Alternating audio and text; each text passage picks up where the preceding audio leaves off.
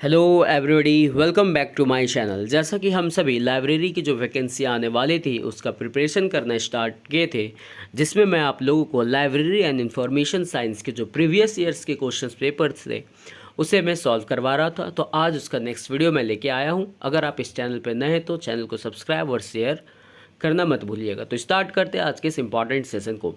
तो first question आपसे पूछा जा रहा है कि ISO 9000 मानक निम्नलिखित को इंगित करता है। आपको बताना है कि ISO 9000 मानक इनमें से किसे इंगित करता है। तो इसका राइट आंसर है ऑप्शन नंबर बी। यह किसी उत्पाद या सेवा का प्रदत्त मानक या अपेक्षाओं समूह के अनुसार एक रूपन पुष्टिकरण को इंगित करता है। किसे करता है? ISO 9000 जो है वो किसी उत्पाद या सेवा का प्रदत्त मानक या अपेक्षाओं समूह के अनुसार एक रूपन पुष्टिकरण को इंगित करता है। नेक्स्ट क्वेश्चन हम लोग देखते हैं। नेक्स्ट क्वेश्चन है DOI स्टैंड्स फॉर। आपको बताना है कि DOI का फुल फॉर्म क्या है। तो इसका राइट आंसर है option number D, digital object identifier. DOI का फुल फॉर्म क्या है? Digital object identifier. अब DOI के बारे में आप ध्यान से समझिए थोड़ा। DOI जिसका full form digital object identifier है, एक निरंतर पहचानकर्ता या विशिष्ट वस्तुओं की पहचान करने के लिए उपयोग किया जाने वाला हैंडल है, जिसे ISO द्वारा मानकीकृत किया गया है। मुख्य रूप से शैक्षिक प्रणाली, पेशेवर और सरकारी जानकारी की पहचान करने के लिए हैंडल सिस्टम DOI का कार्यान्वयन व्यापक रूप से होता है, जैसा कि जर्नल लेख, शोध रिपोर्ट और डेटा सेट और आधिकारिक प्रकाशन। नेक्स्ट क्वेश्चन आपसे पूछा जा रहा है ISO 2709 सेमीकोलॉन 2008 किसके लिए अंतर्राष्ट्रीय मानक है। आपके पास ऑप्शन है quality management, information security management, data and time format और information and documentation format for information exchange. आपको बताना है कि ISO 2709:2008 जो है किसके लिए अंतर्राष्ट्रीय मानक है। तो इसका राइट आंसर है ऑप्शन नंबर डी, जो सूचना अंतरण के लिए और सूचना और प्रलेखन फॉर्मेट के लिए है। एक बार आप ISO के बारे में समझिए क्या है। तो ISO 2709 एक कंप्यूटर प्रारूप सार्वभौमिक मानक है, जिसका उपयोग पुस्तकालय की दुनिया में ग्रंथ सूची अभिलेखों के लिए किया जाता है। इसका प्राथमिक लाभ यह है कि इसका व्यापक रूप से दुनिया भर में पुस्तकालयों, अभिलेखागार और दृश्य संसाधन संग्रह द्वारा उपयोग किया जाता है। इसने वाणिज्यिक सॉफ्टवेयर के एक बड़े बाजार ने इस रूप में डेटा आयात और निर्यात करने की क्षमता विकसित की है, तथा इसका माध्यमिक लाभ यह है कि मनुष्यों के समझने के लिए इसकी रिकॉर्ड संरचना सरल है। यह सूचना विनिमय के लिए एक अंतर्राष्ट्रीय प्रारूप है तथा इसे चुंबकीय टेप पर ग्रंथ सूची रिकॉर्ड के आदान प्रदान के लिए विकसित किया गया था। इसका प्रथम एडिशन 1973 में और दूसरा 1981 में आया था। इसका नवीनतम मानक ISO 2709:2008 है। नेक्स्ट क्वेश्चन हम लोग देखते हैं क्या है। नेक्स्ट क्वेश्चन है भारतीय मानक IS 15339:2003 संबंधित है। आपको बताना है कि भारतीय मानक IS 15339:2003 किससे संबंधित है। तो इसका राइट आंसर है ऑप्शन नंबर ए, यह सार्वजनिक पुस्तकालय निर्देश से संबंधित है। किससे संबंधित है? सार्वजनिक पुस्तकालय निर्देश से संबंधित है। नेक्स्ट क्वेश्चन हम लोग देखते हैं कि ISO 9960 किससे संबंधित है, आपको ये बताना है। तो इसका राइट आंसर क्या होगा? इसका राइट आंसर है ऑप्शन नंबर डी, जो CD-DOM पर डेटा एनकोडिंग के मानक से संबंधित है। ISO 9960 किससे संबंधित है? तो CD-DOM पर डेटा एनकोडिंग के मानक से संबंधित है। इसके बारे में थोड़ा सा आप समझिए कि ISO 9960 ऑप्टिकल डिस्क मीडिया के लिए एक फाइल सिस्टम है और मानकीकरण के लिए अंतर्राष्ट्रीय संगठन द्वारा प्रकाशित होने के कारण फाइल सिस्टम को एक अंतर्राष्ट्रीय तकनीकी मानक माना जाता है। नेक्स्ट क्वेश्चन आपसे पूछा गया कि ISO 2709 है। ISO 2709 क्या है, आपको ये बताना है। तो इसका राइट आंसर है ऑप्शन नंबर ए, यह ग्रंथ सूचक जानकारी के विनिमय का प्रारूप है। आप ISO 2709 के बारे में समझिए क्या है। ISO 2709 ग्रंथ सूची विवरण के लिए एक ISO मानक है, जिसका शीर्षक सूचना और प्रलेखन है। सूचना के लिए प्रारूप ग्रंथ सूची के आदान प्रदान के लिए एक प्रारूप का आदान प्रदान होता है। इसे 1960 के दशक में लाइब्रेरी ऑफ कांग्रेस के हैरिटी एवराम के निर्देशन में मुद्रित जानकारी को सांकेतिक शब्दों में बदलने के लिए विकसित किया गया था। इसे पहले बार ANSI/NISO स्टैंडर्ड Z39.2 के रूप में बनाया गया था। नेक्स्ट क्वेश्चन देखते हैं। नेक्स्ट क्वेश्चन अभिकथन और तर्क है। आप समझिए अभिकथन क्या कह रहा है। पुस्तकालयों के मध्य सहयोग और संवाद के लिए पुस्तकालय के मानक आवश्यक हैं, ये अभिकथन कह रहा है। तो आपको बताना है अभिकथन सही या फिर गलत है। तो पुस्तकालयों के मध्य सहयोग और संवाद के लिए पुस्तकालय के मानक आवश्यक है, ये अभिकथन पूरी तरह से सही है। कारण क्या कह रहा है। कारण है Z39.50 नयाचार ने वर्गीकरण और सूचीकार के प्रयासों को सीमित कर दिया है। तो ये भी कहना सही है। Z39.50 जो है वो नयाचार ने वर्गीकरण और सूचीकार के प्रयासों को सीमित करके रखा है। तो यहाँ अभिकथन और कारण दोनों पूरी तरह से सही है, इसलिए इसका right answer option number A होगा। इसे एक बार हम लोग क्या करते हैं डिस्क्रिप्शन में समझते हैं क्या है। Z39.50 एक क्लाइंट सर्वर प्रोटोकॉल या सूचना खोज तथा पुनः प्राप्त के लिए पुस्तकालय प्रबंधन सॉफ्टवेयर के लिए प्रयुक्त अंतर्राष्ट्रीय मानक है। Z39.50 प्रोटोकॉल पर कार्य सर्वप्रथम 1970 ईस्वी में प्रारंभ हुआ और 1988 ईस्वी में कई संस्करण बनाए गए। Z39.50 व्यापक रूप से पुस्तकालय के वातावरण में उपयोग किया जाता है तथा सामान्यतः एकीकृत पुस्तकालय प्रणालियों और व्यक्तिगत संदर्भ ग्रंथ सूची सॉफ्टवेयर में शामिल किया जाता है। नेक्स्ट क्वेश्चन है कि ISO 9000 मानक प्रदर्शित करता है। किसे प्रदर्शित करता है ISO 9000? तो इसका राइट आंसर है ऑप्शन नंबर ए। यह प्रदत्त मानकों के समूह अथवा अपेक्षाओं के अनुसार किसी उत्पाद अथवा सेवा में अनुरूपित संपुष्टि को प्रदर्शित करता है। किसे करता है? तो प्रदत्त मानकों के समूह अथवा अपेक्षाओं के अनुसार किसी उत्पाद अथवा सेवा में अनुरूपित संपुष्टि को प्रदर्शित करता है। कौन करता है? तो ISO 9000। नेक्स्ट क्वेश्चन हम लोग देखते हैं। नेक्स्ट क्वेश्चन पूछा जा रहा है Z39.50 is standard for. Z39.50 जो है किसका मानक है? तो इसका राइट आंसर है ऑप्शन नंबर बी। यह खोज एवं पुनः प्राप्ति सेवाओं का मानक है। अभी पीछे हम लोग जस्ट इसको डिस्कस किए थे, इसलिए यहाँ पे हम लोग इसको डिस्कस नहीं करेंगे। अगर पूछा गया Z39.50 किसका मानक है, तो यह खोज एवं पुनः प्राप्ति सेवाओं का मानक है। नेक्स्ट क्वेश्चन हम लोग देखते हैं कि निम्नलिखित में से कौन कौन से DOI प्रणाली के तत्व नहीं है। आपको बताना है कौन कौन से DOI प्रणाली के तत्व नहीं है। तो इसमें से जो है फर्स्ट ऑप्शन नंबर फर्स्ट नीतियाँ, और ऑप्शन नंबर थर्ड जो है वो डिस्क्रिप्शन, और ऑप्शन नंबर 4 रिजोल्यूशन, ये तीन जो है वो DOI प्रणाली के तत्व नहीं है। कौन कौन से नहीं है? नीतियाँ, वर्णन और प्रस्ताव, ये तीन जो है DOI प्रणाली के तत्व नहीं है। तो इसलिए इसका राइट आंसर होगा ऑप्शन नंबर बी। क्या होगा इसका right answer? Option number B. इसके डिस्क्रिप्शन को आप ध्यान से समझिए कि नीतियाँ, वर्णन और प्रस्ताव DOI प्रणाली के तत्व नहीं है, जबकि विषय प्रणाली इसके तत्व हैं। डिजिटल ऑब्जेक्ट आइडेंटिफायर एक निरंतर पहचानकर्ता या विशिष्ट वस्तुओं की पहचान करने के लिए उपयोग किया जाने वाला हैंडल है, जिसे इंटरनेशनल स्टैंडर्डाइजेशन ऑर्गेनाइजेशन द्वारा मानकीकृत किया गया है। एक DOI का उद्देश्य रिजॉल्वेबल होना है। क्या होना है? तो रिजॉल्वेबल होना है। नेक्स्ट क्वेश्चन हम लोग देखते हैं। नेक्स्ट क्वेश्चन आपसे पूछा जा रहा है अभिकथन और तर्क के बेसिस पे। अभिकथन कह रहा है Z39.50 स्टैंडर्ड प्रोटोकॉल से सिंगल सर्च इंटरफेस के माध्यम से नेटवर्क कंप्यूटरों के बीच संप्रेषण समर्थ होता है। तो क्या अभिकथन सही कह रहा है? आपको ये बताना है। तो यहाँ पे जो अभिकथन है ये पूरी तरह से सही है कि Z39.50 स्टैंडर्ड प्रोटोकॉल से सिंगल सर्च इंटरफेस के माध्यम से नेटवर्क कंप्यूटरों के बीच संप्रेषण समर्थ होता है। लेकिन तर्क क्या कह रहा है? तर्क कह रहा है पुस्तकालय कंसोर्शिया परिवेश में Z39.50 अनुप्रयोग से संसाधन हिस्सेदारी बढ़ सकती है। तो बिल्कुल बढ़ सकती है। ध्यान रखिएगा कि पुस्तकालय कंसोर्शिया परिवेश में Z39.50 अनुप्रयोग से संसाधन की हिस्सेदारी में बढ़ोतरी होगी। इसलिए यहाँ पे अभिकथन और तर्क दोनों पूरी तरह से सही है। नेक्स्ट क्वेश्चन हम लोग देखते हैं। नेक्स्ट क्वेश्चन फिर से आपका अभिकथन और तर्क पे।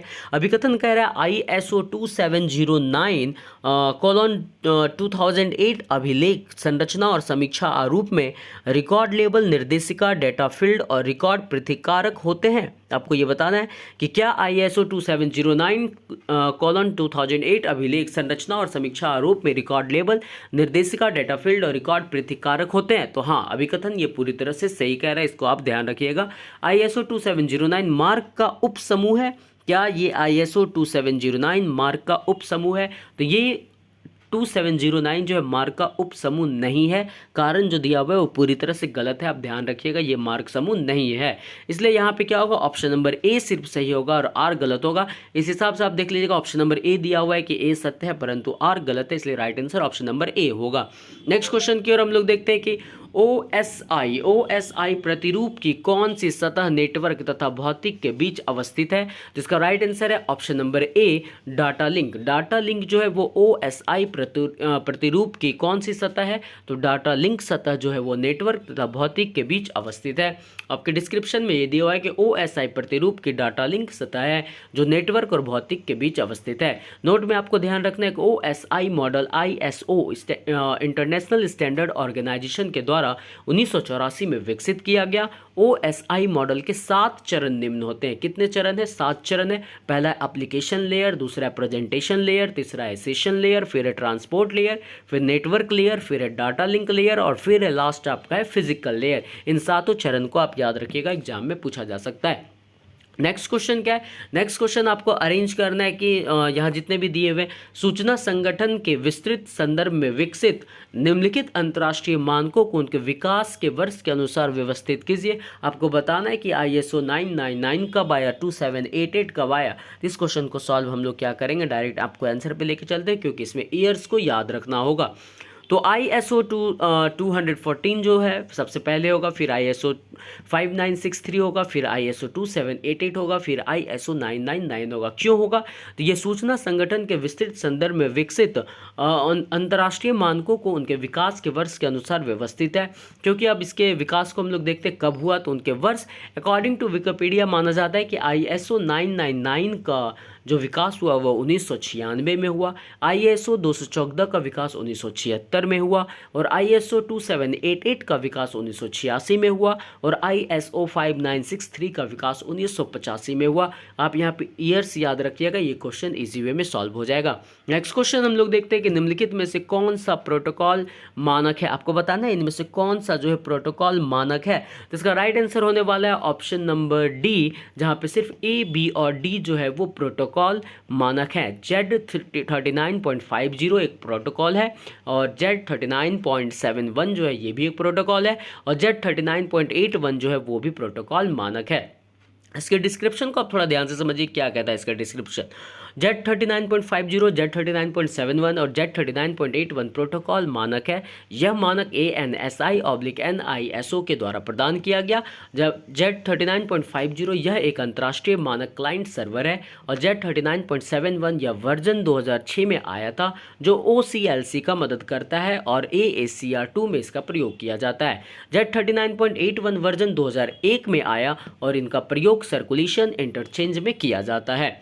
नेक्स्ट क्वेश्चन अगर आपसे पूछा गया है कि ISO 26324 2012 किसका एक मानक है, आपसे ये पूछा जा रहा है। तो इसका राइट आंसर होगा ऑप्शन नंबर बी, यह DOI का मानक है। किसका मानक है? DOI का मानक है। इसके डिस्क्रिप्शन को आप ध्यान से समझिए कि DOI ISO 26324 का एक मानक है। DOI का पूरा रूप जो है डिजिटल ऑब्जेक्ट आइडेंटिफायर है। इसका उपयोग मानक के आधार पर वस्तुओं को सुनिश्चित करने के लिए प्रयोग किया जाता है। इसका संचालन जो है इंटरनेशनल ऑर्गेनाइजेशन ऑफ स्टैंडर्डाइजेशन द्वारा किया जाता है।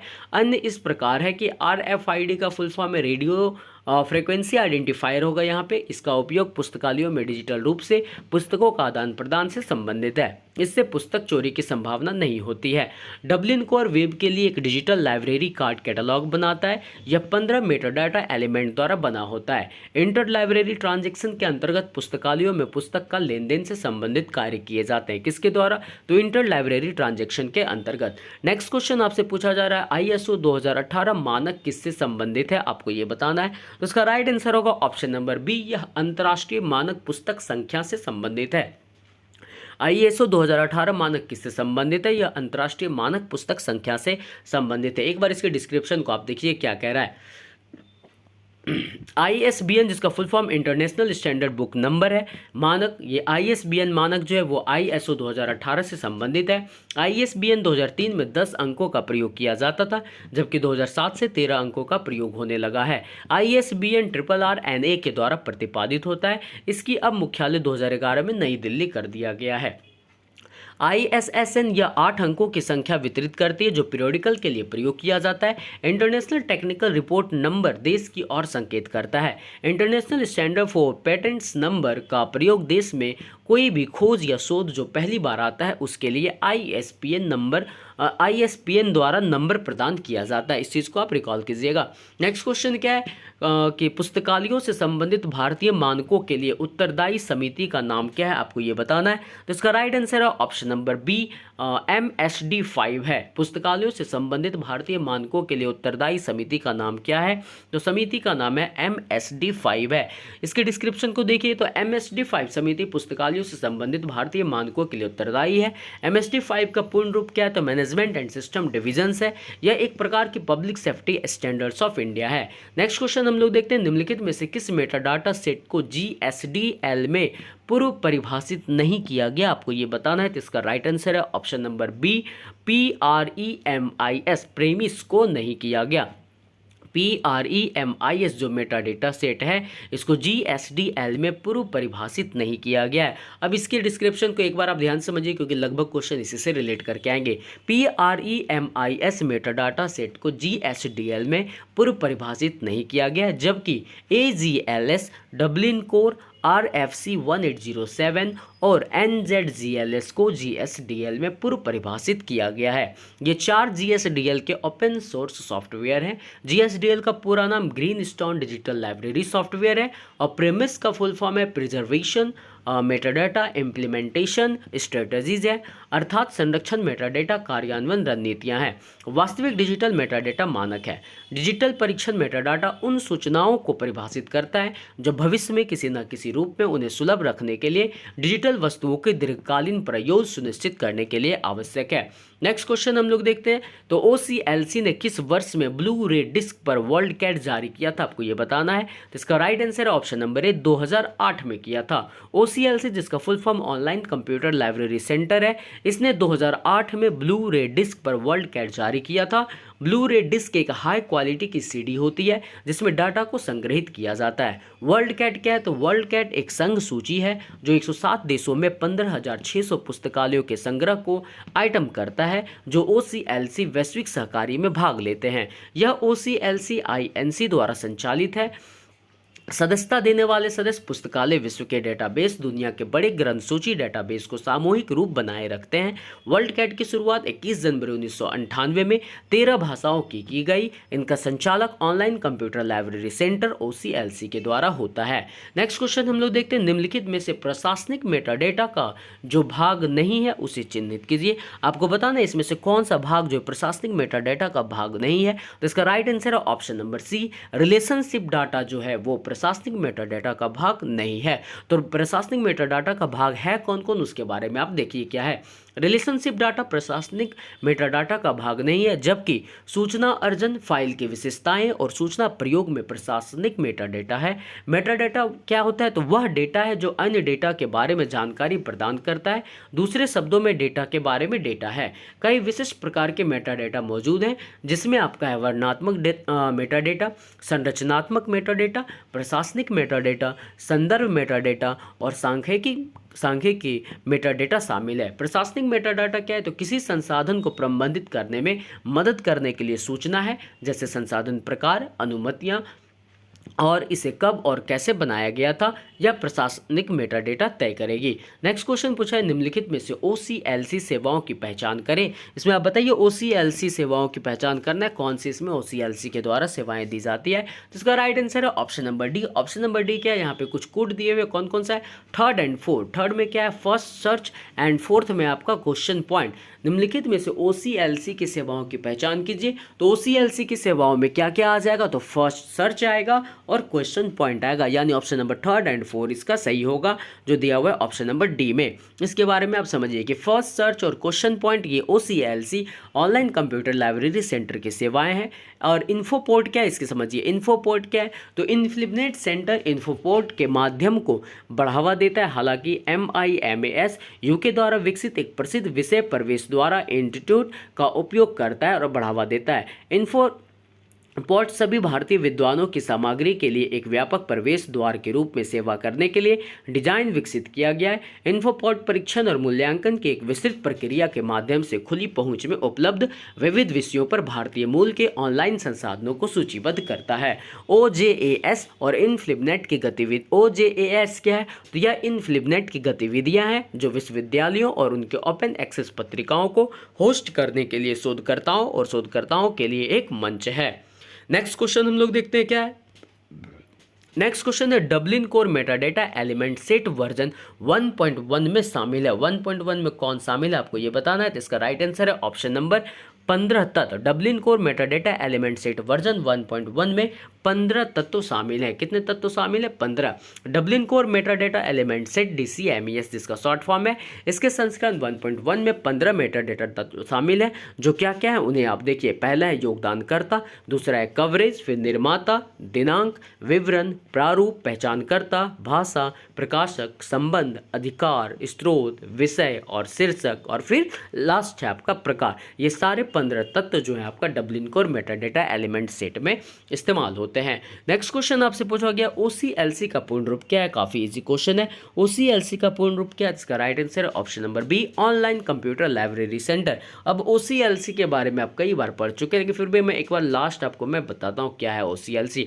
OCLC जिसका full form online computer library centre है, एक अमेरिकी गैर लाभकारी संगठन है। इसकी स्थापना 1967 में ओहियो कॉलेज लाइब्रेरी सेंटर के रूप में हुई थी।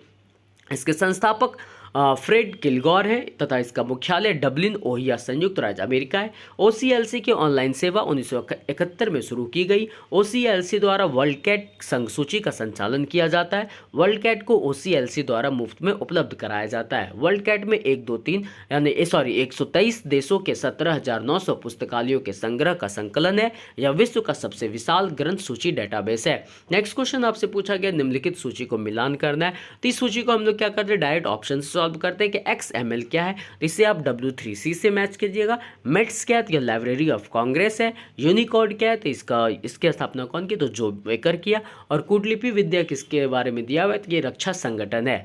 W3C जो है इसे हम लोग वर्ल्ड वाइड वेब कंसोर्टियम कहते हैं। यह W3C एक राष्ट्रीय समुदाय है जिसमें एक पूर्णकालिक कर्मचारी, उद्योग विशेषज्ञ और कई सदस्य संगठन शामिल हैं। ये समूह WWW के लिए मानकों को विकसित करने के लिए एक साथ काम करते हैं। XML के साथ किसका मैच कीजिएगा, तो W3C के साथ, क्योंकि यह W3C का एक राष्ट्रीय समुदाय है। और मेट्स क्या है, ये लाइब्रेरी ऑफ कांग्रेस के द्वारा चलाया गया मेट्स है। यूनिकोड को कौन बताए, तो जे बेकर। और कूटलिपि विद्या क्या है, तो यह एक रक्षा संगठन है। नेक्स्ट क्वेश्चन हम लोग देखते हैं कि डबलिन कोर क्या है, आपको यह बताना है। तो इसका right answer option number B, यह वर्णक आंकड़ा मेटाडेटा का मानक है। डबलिन कोर क्या है, तो यह वर्णक आंकड़ा मेटाडेटा का मानक है। क्या, तो डबलिन कोर के बारे में आप डिस्क्रिप्शन में देखिए क्या है। डबलिन कोर स्कीम शब्दावली शब्दों का एक छोटा सा सेट है जिसका उपयोग डिजिटल संसाधनों यानी कि वीडियो, चित्र, वेब पेज इत्यादि, साथ ही भौतिक संसाधनों जैसे किताबें या CD और कलाकृतियां जैसी वस्तुओं का वर्णन करने के लिए किया जा सकता है।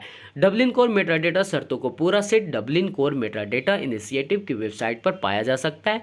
डबलिन कोर मेटाडेटा का उपयोग कई उद्देश्यों के लिए किया जा सकता है। सरल संसाधन विवरण में विभिन्न मेटाडेटा मानकों के मेटाडेटा शब्द संग्रह के संयोजन के लिए लिंक किए गए डेटा क्लाउड और सिमेंटिक वेब कार्यान्वयन में मेटाडेटा शब्द संग्रह के लिए अंतर प्रदान करने के लिए है। नेक्स्ट क्वेश्चन पूछा है निम्नलिखित में से कौन सा मेटा सर्च इंजन है, आपको ये बताना है। तो इसका राइट आंसर क्या होगा, इसका राइट आंसर है ऑप्शन नंबर ए, डॉगपाइल। डॉगपाइल क्या है, यह एक मेटा सर्च इंजन है। डॉगपाइल के बारे में समझिए क्या है। एक मेटा सर्च इंजन एक ऑनलाइन सूचना पुनर्प्राप्ति उपकरण है। एक मेटा सर्च इंजन तकनीकी रूप से खोज इंजन नहीं है, लेकिन एक वेब पोर्टल जो एक कीवर्ड के लिए वेब खोज परिणामों को एकत्रित करता है। मेटा सर्च इंजन के उदाहरण क्या क्या है, तो मेटागर है, मेटा क्राउलर है, येबाडो है, डॉगपाइल है, जू और एक्सक्विक शामिल है। मेटा सर्च इंजन के एग्जांपल में क्या क्या है, तो मेटागर है, मेटा क्राउलर है, या याबेडो है, डॉगपाइल है, जू है और एक्सक्विक भी शामिल है। नेक्स्ट क्वेश्चन पूछा गया OCLC की स्थापना वर्ष कब है, आप ये बताइए। तो इसका राइट आंसर क्या होने वाला है, इसका राइट आंसर है ऑप्शन नंबर ए 1967 में। OCLC की स्थापना कब हुई, 1967 में, जिसका full form online computer library centre है। एक अमेरिकी गैर लाभकारी संगठन है, कई बार मैं बता चुका हूँ, जिसकी स्थापना 1967 में ओहियो कॉलेज लाइब्रेरी सेंटर के रूप में हुई थी, जिसके संस्थापक फ्रेड गिलकॉर थे, जिसका मुख्यालय डब्लिन ओहियो संयुक्त राज्य अमेरिका में था। OCLC की ऑनलाइन सेवा 1971 में शुरू हुई। OCLC द्वारा वर्ल्ड कैट संसूची का संचालन किया जाता है। वर्ल्ड कैट को OCLC द्वारा मुफ्त में उपलब्ध कराया जाता है। वर्ल्ड कैट में 123 देशों के 17,900 पुस्तकालयों के संग्रह का संकलन है। यह विश्व का सबसे विशाल ग्रंथ सूची डेटाबेस है। नेक्स्ट क्वेश्चन आपसे पूछा जा रहा है, नेक्स्ट क्वेश्चन क्या है यहाँ पे देखते हैं, निम्नलिखित में से कौन सा मेटा सर्च इंजन है। फिर से यही पूछा गया, सेम क्वेश्चन रिपीट हो गया लगता है। इसका राइट आंसर क्या है, आपका डॉगपाइल है। डॉगपाइल के बारे में आप पढ़े थे। एक मेटा सर्च इंजन एक ऑनलाइन सूचना पुनर्प्राप्ति उपकरण है। एक मेटा सर्च इंजन तकनीक के रूप में एक खोज इंजन नहीं है, लेकिन एक वेब पोर्टल जो कि कीवर्ड के लिए वेब खोज परिणामों को एकत्रित करता है। मेटा सर्च इंजन के उदाहरण में आप देखे थे, मेटागर था, मेटा क्रॉलर था, येबेडो था, डॉगपाइल था, जू और एक्सक्विक था। नेक्स्ट क्वेश्चन हम लोग देखते क्या है। नेक्स्ट क्वेश्चन आपका क्या था, OCLC की स्थापना, अब ये मैंने अभी जस्ट बताया था, ये बैक हो गया था, इसीलिए नेक्स्ट स्लाइड हम लोग देखते हैं। नेक्स्ट स्लाइड है, इनमें से मेटा डेटा के सृजन में आने वाली एक समस्या नहीं है। अब बताइए, मेटा डेटा के सृजन में आने वाली इनमें से कौन सी एक समस्या नहीं है। तो इसका राइट आंसर है ऑप्शन नंबर डी, प्रशिक्षित मानव शक्ति की उपलब्धता। यह एक समस्या नहीं है। बाकी तीन जो ऊपर में दिया हुआ है, ये मेटा डेटा के सृजन में आने वाली समस्या है। तो समस्या क्या नहीं है, तो प्रशिक्षित मानव शक्ति की उपलब्धता समस्या नहीं है। इसके बारे में समझिए, मेटा डेटा के सृजन में आने वाली समस्या क्या क्या है। तो अब पर्याप्त बजट, प्रौद्योगिकी समस्या और भाषाई समस्या, ये मेटा डेटा के सृजन में आने वाली समस्या है।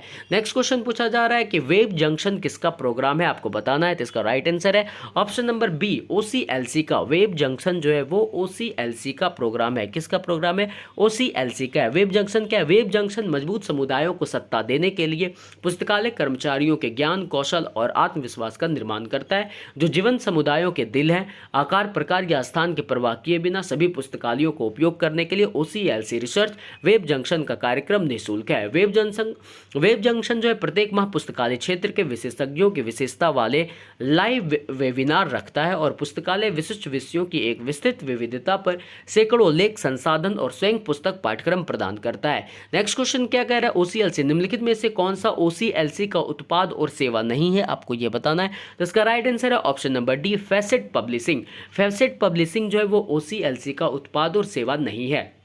इसके डिस्क्रिप्शन में आप देखिए, OCLC जिसे हम लोग ऑनलाइन कंप्यूटर लाइब्रेरी सेंटर कहते हैं, जिसकी स्थापना 1967 में हुई थी। संस्थापक इसके फ्रेड गिलगॉर थे।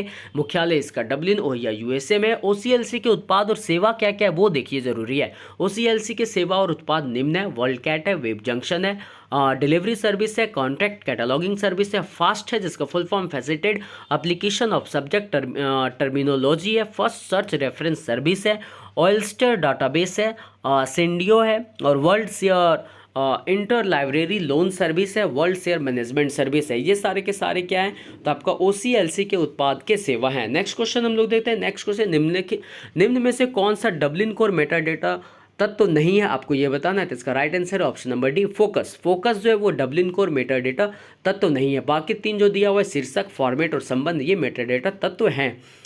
डब्लिन कोर वेब के लिए एक डिजिटल लाइब्रेरी कार्ड कैटलॉग बनाने की एक पहल है। डब्लिन कोर 15 मेटा डेटा तत्वों से बना हुआ है। कितने तत्वों से बना हुआ है, तो 15, जो विस्तृत कैटलॉग जानकारी प्रदान करते हैं और खोज प्रोग्राम कार्यक्रम के लिए दस्तावेज अनुक्रमण में सुधार करते हैं। डब्लिन कोर द्वारा उपयोग किए जाने वाले 15 मेटा डेटा तत्व कौन कौन से हैं उसे देखिए। तो पहला है आपका शीर्षक, फिर है निर्माता, फिर है विषय, फिर विवरण, प्रकाशक, योगदानकर्ता, दिनांक, प्रकार, प्रारूप, पहचानकर्ता, स्रोत, भाषा, संबंध, कवरेज और अधिकार। ये 15 जो है वो डब्लिन कोर के द्वारा मेटा डेटा ये तत्व हैं। नेक्स्ट क्वेश्चन क्या है, नेक्स्ट क्वेश्चन, निम्न में से कौन सा डब्लिन कोर मेटा डेटा तत्व नहीं है। तो अगर वो आप 15 याद रखते हैं तो वहाँ से क्या होगा, आप इजी वे में इसको अलग कर सकते हैं। तो इसमें से पूछा गया, बताइए कौन सा डब्लिन कोर मेटा डेटा तत्व नहीं है। तो इसका राइट आंसर क्या होगा, राइट आंसर है ऑप्शन नंबर बी, प्लेस जो है वो डब्लिन कोर मेटा डेटा नहीं है। प्लेस क्या है, डब्लिन कोर मेटा डेटा नहीं है। इसके बारे में जानकारी लेना है तो जस्ट आप पीछे वाली स्लाइड पे देखिए, वहाँ पे सारे मेटा डेटा के बारे में दिया हुआ है।